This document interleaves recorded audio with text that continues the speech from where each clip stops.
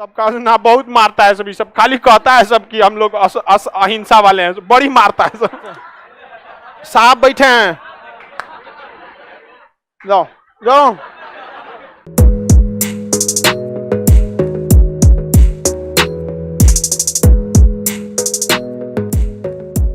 समझ में आ गया कि नहीं आ गया?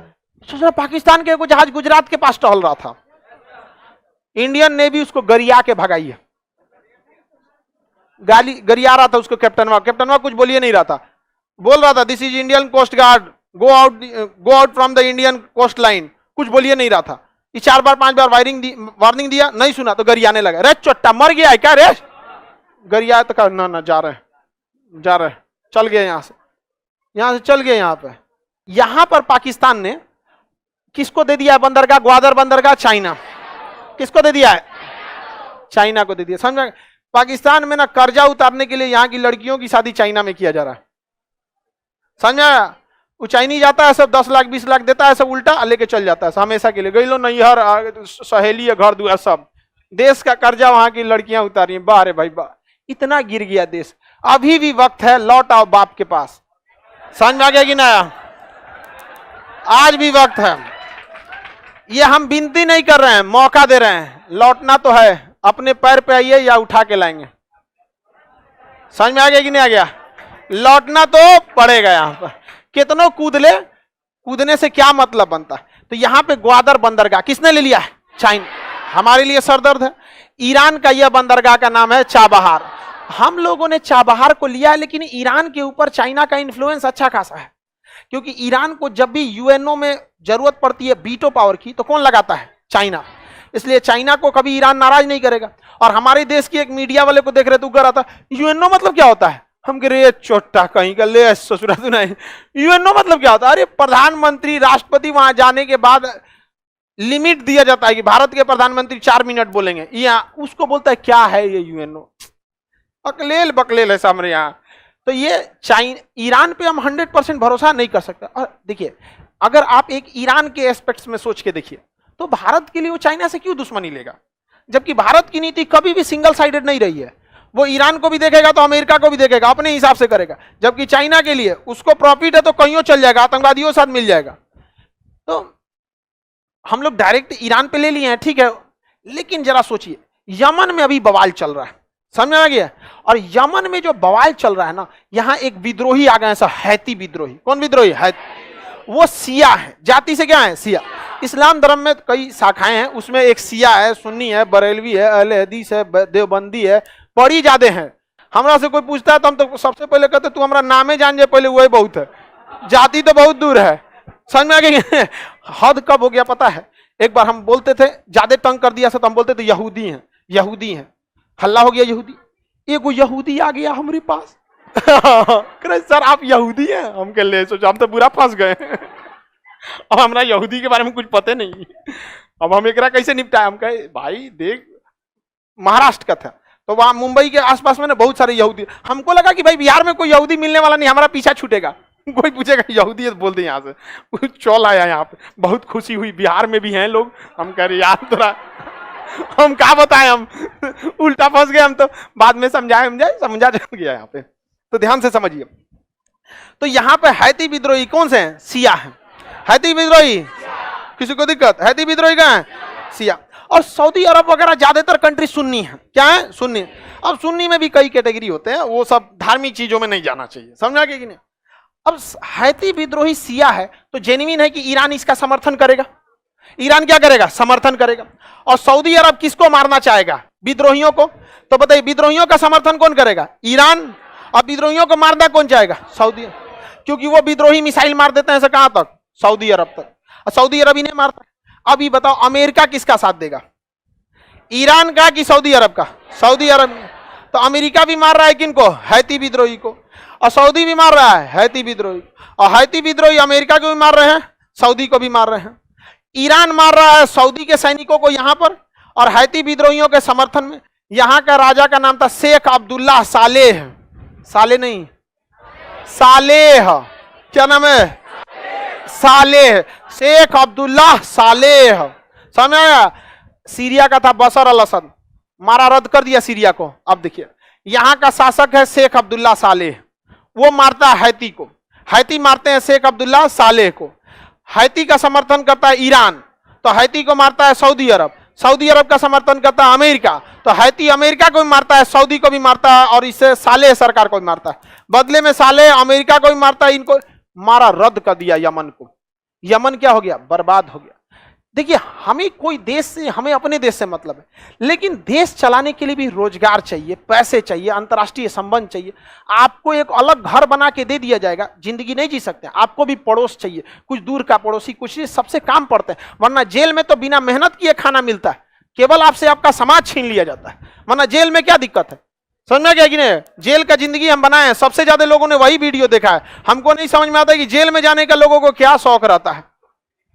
समझ में गई नहीं? इतने लोगों ने वीडियो देखे हैं भाई, जेल की जिंदगी कैसे होती है, मत पूछिए आप। एक कह रहा है कि सर हमारे हॉस्टल से तो अच्छा सुविधा जेल में है। हम क्या चल जाता हूं। समझ में आ गया नहीं आ गया? हर इंसान को हर जगह का अनुभव रहना जरूरी है। जेल जाने में तो बढ़िया बढ़िया आदमी गए थे, नहीं समझा? किस भगवान को तो जब हुए थे तो पहले ही जेल कर दिया, नहीं समझे? चलिए एक बात बताइए, तो यहां यमन अशांत हो गया। हमारे यहां से लगभग यहां 1.5 लाख लोग काम करने गए थे, सब बेरोजगार हो गए, भारत में आ गए। बात बेरोजगारी की नहीं है, वो कहीं ना कहीं रोजगार मिल जाएंगे, लेकिन जो विदेश से पैसा कमा रहे थे वो ना भारत से हवा ले रहे थे, ना भारत से पानी ले रहे थे, ना खाना ले रहे थे, ना जमीन ले रहे थे, ना रोजगार ले, कुछ नहीं, केवल और केवल भारत में पैसा भेज रहे थे। इन चोट्टा अमेरिका के चक्कर में मराया कि नहीं मराया? हमारा रोजगार चला गया, नहीं चला गया? किसी को दिक्कत? हमारा रोजगार किसके चक्कर में चल गया? अमेरिका। गलत बात है कि नहीं है? हमें यमन से नहीं मतलब है, यमन से हमारे इंटरेस्ट जुड़े थे, लेकिन एक फायदा है, हम अमेरिका के करीब हैं, सऊदी भी हम लोग को बहुत मानता है।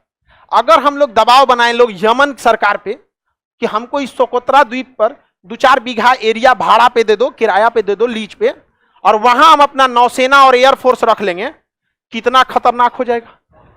और चाइना चिल्लाने लगेगा, पाकिस्तान हमको घेर रहा है, मारेगा, तो भारत का सर तुमको मारने के लिए घेरने की क्या जरूरत है? नहीं समझ में आया? तुमको मारने के लिए यहां कम पड़ेंगे। तो दुनिया में जवाब देना पड़ता है, यूएनओ पूछेगा, दुनिया पूछेगी, काहे भाई ऐसा, आप तो वसुधैव कुटुंबकम वाले हैं, आप क्यों मार करना चाहते हैं? तो भारत कहेगा ना, दुनिया का सबसे भ्रष्ट देश है सोमालिया, दुनिया का सबसे भ्रष्ट देश सोमालिया। जब अफ्रीका पढ़ाएंगे तो दिखाएंगे, हालांकि वो यमन के जस्ट नीचे है। इस जहाज को किडनैप कर लेता है सब। किसे किडनैप कर लेता है? जहाज को, पानी वाली जहाज को, और कहता है सब 100 करोड़ लाओ नहीं तो कैप्टन को मार देंगे। इन सब का मेन बिजनेस यही है, मेन बिजनेस है इन सब का। एक दिन भारत के जहाज पकड़ लिया सब, तो वहीं से गुजर रहा था इंडियन नेवी का शिप, वहां से गया सब मार्कोप्स कमांडो, बड़ी मार मारा सब, सबको बड़ी मार मारा, सब हाथ जोड़ता, हमरा नहीं पता था, ऐसे झंडा साटना चाहिए ना ऐसे। तो भारत सरकार ने नियम बना दिया कि हर एक ट्रेन पे, ट्रेन के हर एक बॉगी पर तिरंगा झंडा, जहाज पर तिरंगा झंडा, पानी वाली जहाज पर तिरंगा झंडा। तब कहा ना बहुत मारता है सब, सब खाली कहता है सब कि हम लोग अहिंसा वाले हैं, बड़ी मारता है सब। तो भारत के पास बहाना है कि भाई हम यहां नौसेना रखेंगे और सेफ्टी देंगे पूरी दुनिया को। और दुनिया का सबसे ज्यादा व्यापार किस नहर से? स्वेज नहर से। सबसे ज्यादा पानी वाली जहाज स्वेज नहर, और सबको चाहिए सेफ्टी, तो यहां बना देंगे लोग पुलिस चौकी। समझ में आ गया कि नहीं आ गया? लेकिन बिहार पुलिस को नहीं रखेंगे,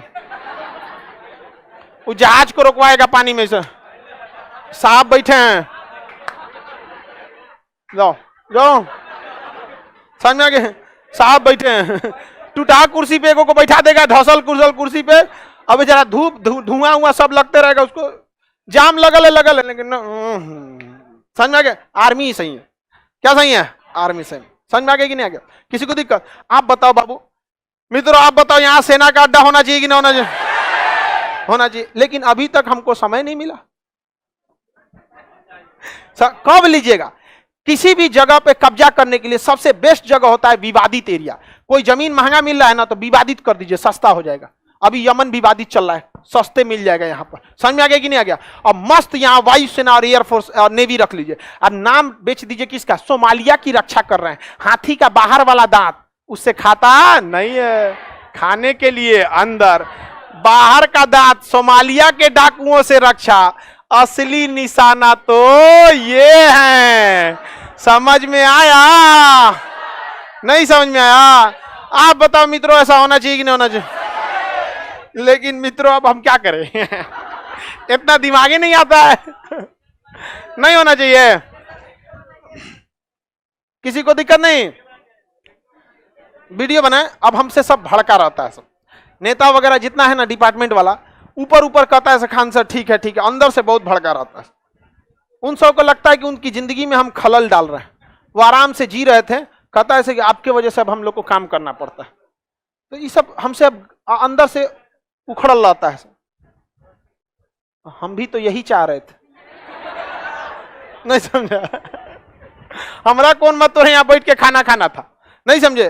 कुछ नेता बहुत अच्छा है सब, तो उनको नेता बोला जाता है। वो काम समझता है, सुनता है सब बात, कुछ को कोई मतलब नहीं रहता, मशरूम है सब। ऐसा नहीं है कि 100% कोई चीज खराब होता, लेकिन जब कोई चीज 70% खराब हो जाती है तो फिर वो किसी काम का नहीं रह जाता, वो 30% को भी बिगाड़ देते हैं। आगे बढ़े, मशरूमों को बताइए। हम किसको बताएं? ये बताइए, हमारे शिक्षक का काम है। पूरा भारी भरकम विदेश मंत्रालय, रक्षा मंत्रालय, रक्षा मंत्रालय में कर क्या रहे हैं लोग? हाँ, इसे जो चाइना हुआ से यहां चला है, आपको यहां नहीं जाया जा रहा है।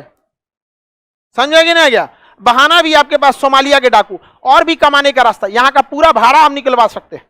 कैसे? यहाँ पे पुलिस चौकी बना दीजिए, छोटा छोटा कोस्ट गार्ड का जहाज बना दीजिए। समझ में गया कि नहीं?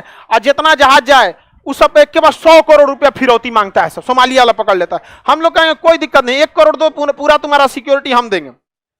समझ में गया नहीं? गया 1 करोड़ में तो हमारे यहाँ बिहार में कितना वैकेंसी निकल जाएगा, 50-50 हजार सैलरी वाला पे। नहीं समझ में आया? हर जहाज से 1 करोड़ लीजिए, निकालते जाइए, कोई भी जहाज वाला दे देगा, क्योंकि एक जहाज में 4000 करोड़ 5000 करोड़ का सामान रहता है। उसकी सेफ्टी के लिए अगर कोई देश आ रहा है कि 1 करोड़ दो सेफ्टी देंगे, अगर इसके बाद भी कुछ हुआ तो सारा भरपाई हम करेंगे, तो क्या दिक्कत है? कोई दिक्कत नहीं है। चारों ओर से को छोटका स्पीड लॉन्च लगा देना AK-47 लेके मार्कोप्स कमांडो को, बस 1 नंबर।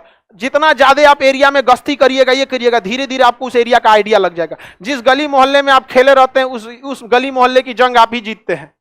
समझ में आएगी नहीं? आ गया? तो इसे अपना घर आंगन बना देंगे और फिर इसको पूरा अपना घर बना देंगे। नहीं समझ में आया?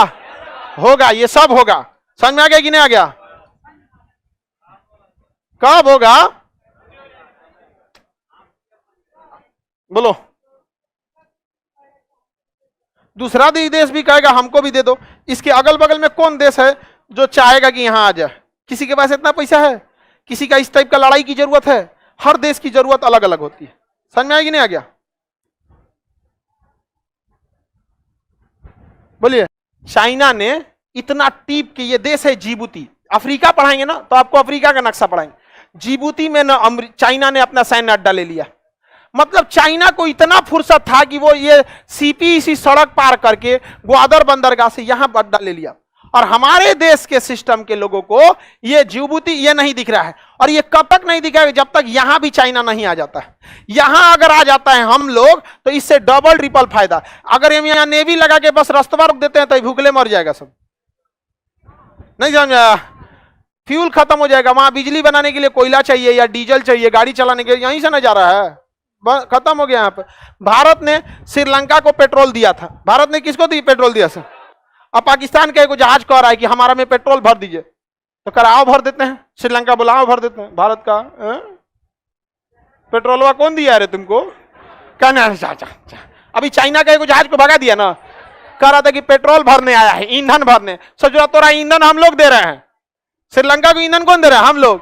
भारत ने कुछ कहा थोड़ी था, बस कहा था कि हमारे यहाँ भी ईंधन की कमी है, आपको तो ज्यादा ही है। चाइना ना सबको भर रहे हैं। कहा महाराज बहुत भरी है, ईंधन बहुत दिक्कत हो जाए, हम भगा दे रहे हैं चाइना वाला। भगा दिया चाइना वाले को। नहीं समझे? किसी को दिक्कत? आप लोग को समझ में आता है सब? ये सब कैसे समझ जाती है सब? अब तेज हो गई ये सब। समझ में आ गया कि नहीं? इसका मतलब पहले